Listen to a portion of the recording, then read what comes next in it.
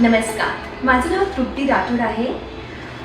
आजचा आणि असं म्हणूया मागच्या 15 दिवसाचा जो अनुभव आहे तो इतका छान आहे की आम्ही जो होतो आणि आता आम्ही जो आहे त्यात खूप ट्रान्झॅक्शन म्हणजे जमीन आसमानचा फरक आहे. आणि या पुणे फेस्टिवलबद्दल सांगायचं म्हणजे आमची अमृता मॅमनी एकत्र कसं राहायचं, एकमेकांना मदत कशी करायची, सगळ्यांना मिळून कसं चालायचं आम्ही हे शिकलो. कॉन्फिडन्स लेवल वाढला आमचा. आणि पुण्याबद्दल काय सांगायचं, पुणे कुठे नाही उणे, पुणे हे विद्येचं माहेरघर.